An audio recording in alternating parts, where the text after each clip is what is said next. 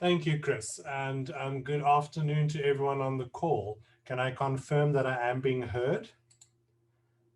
Yes, audible. Definitely. Excellent. And now I'm going to move to share and get that on the, all right. Sorry. Okay, good afternoon, everyone. So thank you for that introduction, Chris. So my intention with the presentation today, as we know, within 20 minutes, there's no way we're going to be training people in being competent in working with children and adolescents, which are the two categories I'm looking at and going to emphasize with regards to youth.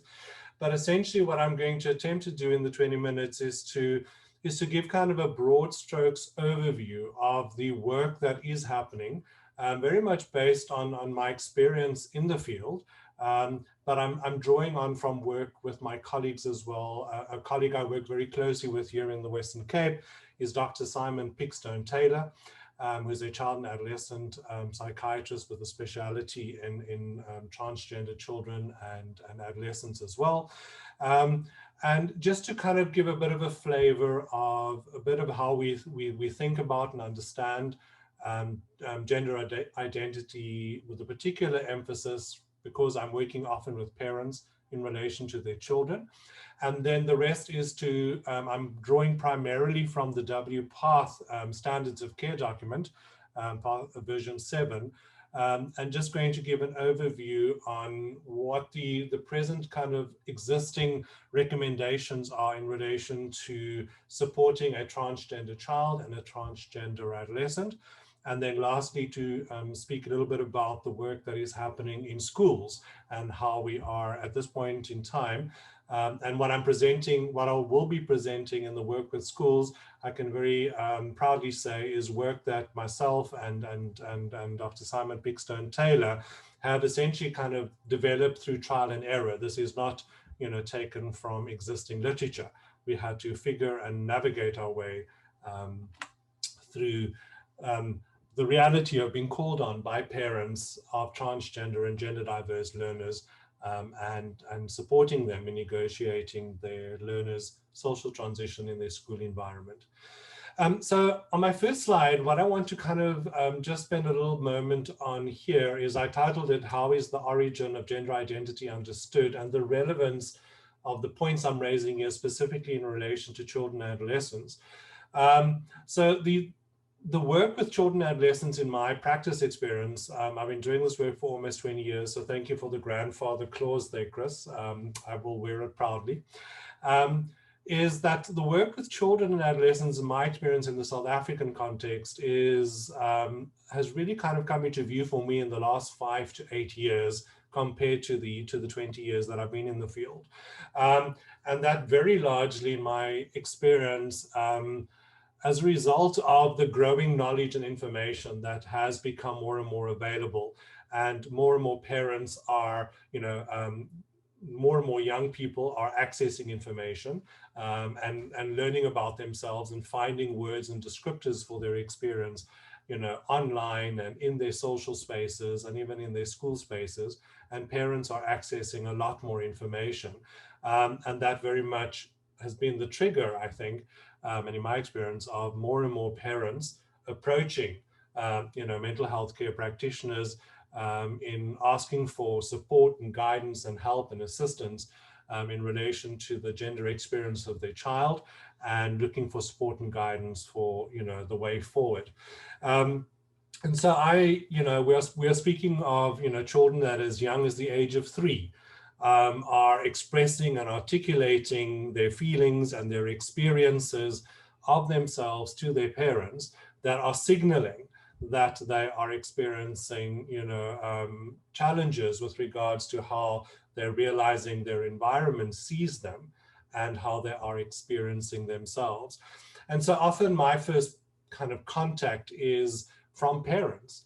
And part of the anxiety that I'm often needing to manage with parents is, they want to try and understand gender identity. I mean, I still fairly commonly have parents asking the question, is this my fault? Did I do something wrong as a parent? Have I caused this? experience and this distress that I'm seeing my child experiencing in some way or other. And when I draw on the existing knowledge we have, and I'm not going to go into too much detail about this because Alma very competently spoke to these elements, but in particular, I find I'm needing to help parents understand, firstly, obviously, it's not their fault, that gender identity is a spectrum, and that essentially with what we know with regards to the research that exists right now, is that, predominantly what later then manifests as the gender spectrum are essentially templates that are uniquely and diversely established within the womb. So I'm often needing to take parents kind of on, conception and development of the infant in utero 101, of course, because I'm a clinical social worker and sexologist, so I obviously don't speak from the authority of a medical practitioner, but helping them understand that there's this unique in utero development experience that is diverse, and that essentially the diversity already establishes at the point of conception, and we've heard about intersexuality. So we already understand that there is a spectrum when it comes to biological sex, and persons are, on the spectrum of intersexuality. And then that there is this period of time in the development of the fetus, often referred to in some of the historical literature as the gender typing of the brain, and what is understood at that, different points, there is hormone flushing that happens, for the developing fetus. And that essentially, the way I often explain it to parents is if we were to, inseminate or impregnate, 10 women at exactly the same moment in time, and we followed that pregnancy every day of those pregnancies every day of every hour of every week of the 9 months, or to 10 months of the gestation of the pregnancy, you're never going to find two infants or two developing feti and babies having exactly the same experience of the same degree and the same intensity, in the same way, from day to day and week to week. So essentially we know that, and this has been further borne out by the neuroscientific brain imaging studies, and Alma referred to some of that, where they've now noted similarities found in the brain structures of trans women and cisgender women and trans men and cisgender men. The studies that speak to the neuroscience also supports, the spectrum variation in brain development. So I often kind of help parents understand that essentially every child is born as this divine, unique individual with, pre-existing templates that have essentially been biologically put down, and there's these natural, spectrums, and that, every brain is as unique as a thumbprint is. And we're born with these unique biological templates in which innate potentialities are coded. And thus gender identity occurs as a spectrum. We've heard about the social construction theory and the social construction of gender, and that it often is binary, and we know that the social construction of gender informs how young babies are socialized. So essentially I help a parent understand that when your child is born, they have this, pre-existing template and innate potentialities that exist on the spectrum. And then they're born into a world that receives them with these pre-existing scripts. And these scripts inform, how the parents, are going to interact and relate with their child. And, I use examples, they even, when parents come home and share with their family that, they've had their sonar and they're going to have a little girl, that already, even the way the pregnancy is interacted with, those social scripts are activated. So mom comes home and says, we're going to have a girl, and we start speaking in a higher pitched tone, we speak in softer voices. Mom comes home, says we're having a boy, and we speak with deeper voices and in louder tones as we're interacting with the infant, even while the mom is still pregnant. So there is this dynamic interaction between the innate template and this socialization dynamic that all children are confronted with. And that gender identity related experiences can then present as early as age 3 throughout childhood, and of course peak around puberty.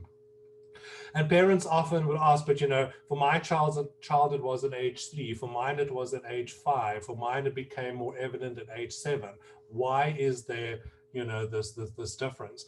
And it's helpful with having this, biological understanding, is to explain to parents that, because your child is somewhere on a spectrum, what we often find is that the further the child is on the spectrum in relation to what their innate natural gender identity is and is going to manifest, is from how powerfully the child is being socialized and how soon the child registers this discomfort, this disconnect between how they're experiencing themselves and their lived experience and how their environment is socializing them, and the degree, and there's other temperament factors involved as well. It's all of these variables that play out for every individual child and contributes to why there is also this spectrum of different ages, even in early childhood, at which children will start to express and articulate what then later comes to be understood as to be about their gender identity. So the focus of gender affirming care, often with the young child, is often first with the parents and the family, and then to offer gender affirming support to the child as well. But this framing of understanding gender identity, I found to be powerfully helpful when I'm working with parents, and especially when I'm working with parents of very young trans and gender diverse children. So the WPATH standards of care I've referred to.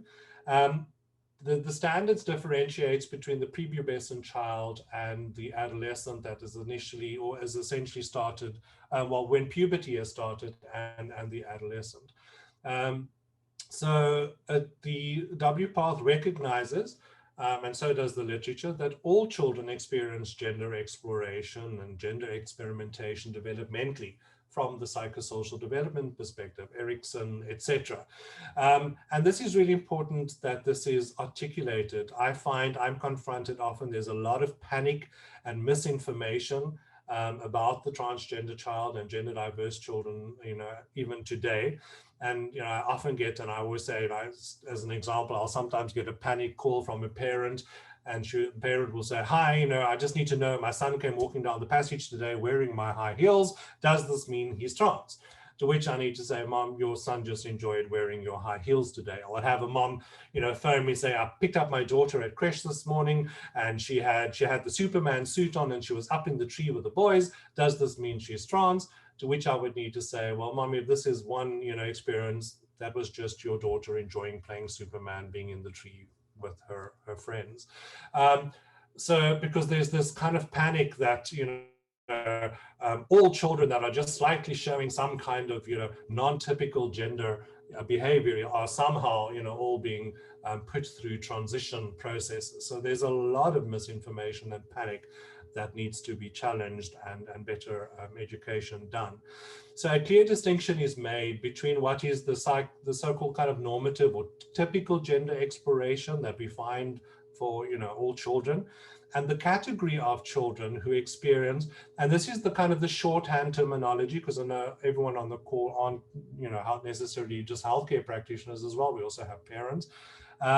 We're talking about the child who now more persistently, insistently, and consistently expresses and experiences degrees and levels of discomfort and distress, and or just an awareness that their lived experience of their gender does not match their assigned gender. And there is now a degree or a pattern of the expression of this that is now becoming more persistent, more insistent, and consistent than just the more transient exploration that we may see for non-transgender and non-gender diverse children that would be described in that way. For some of these young children, so we're talking prepubescent, may experience and show levels of distress that can lead to various forms of acting out. We can see social withdrawal and social isolation. Some children may become quite defiant in their frustration with not being heard and seen, and may also even develop depression and anxiety. Just to say that this is not necessarily how it manifests for all transgender and gender diverse children, but I'm hoping that this illustrates that we are looking at a particular picture and experience that highlights that grouping of children that are within the spectrum of experience that these standards of care are speaking to. And for these children who are then appropriately assessed in partnership with their family and their parents and the child, and hopefully then a gender affirming, healthcare practitioner, is the recommendation is that for the pre-pubertal child with this experience, that they are allowed to have what is then referred to as a social transition. So this is, all of the factors, and I'm not, we've already, various speakers have spoken to this, but essentially this is where we allow the child to start living in the gender they experience themselves to be, maybe choosing a gender appropriate name. We start using the gender appropriate pronouns. They get to dress and play and just live as the gender they experience themselves to be. We often start, kind of doing that within the family environment, and then we expand the social environment maybe to include, the friends in the neighborhood and cousins, and we widen and widen that social circle up until the point where, of course, the school comes into view, which I will speak about in a moment. Then the WPATH standards of care also speaks to the adolescent, and also because we know puberty is initiating early. For some people, for young people, it can be as early as age 9 and 10. But essentially for the pubescent youth, which generally using Tanner stage, there's the Tanner stages that basically describe, the process of puberty. WPATH standards speaks to when the youth is in the Tanner stage 2 and also appropriately assessed, that it supports puberty suppression. So fairly commonly for a lot of trans children, they may have really socially transitioned in childhood, and they've continued and persisted in their gender identity, and puberty has now initiated, and there's no indication that there's any conflict within this young person's experience of their gender identity, that it is then, supported that puberty suppression be initiated, a reversible intervention. But also we know that for a lot of transgender youth and gender diverse youth, that puberty is sometimes the experience of puberty is kind of for a next grouping of young people when the gender identity manifests and is experienced to a certain degree, where it presents now for the first time for some young trans and gender diverse young people. But again, when there's appropriate assessment done, puberty suppression is recommended. And then later in adolescence, when the young adolescent gets to about age 16, we know how critical developmentally this stage or this age is with regards to peer group, etc. The standards of care also recommends that at this stage, and generally this is now, there's a proper assessment done, this young person has persistently and consistently flourished in living their social transition and living their gender identity that they experience, and hopefully having had, puberty suppression. And there is no sign that there is any doubt about this. There's no concern that milder forms of gender affirming hormone treatment may then be introduced. So for the young trans male, having a bit of the deepening of the voice. I always tease my young trans male clients, you'll get a bit of bum fluff on the face, but they're able to, socialize and integrate among their peers more. And for the young trans girl, for example, who identifies on that end of the spectrum, she will then have some of the softening of the skin, the breast budding, etc., and be able to facilitate as well, besides the emotional and the mental health benefits that we know this has for trans youth. Also, it facilitates the socialization aspects for them as well.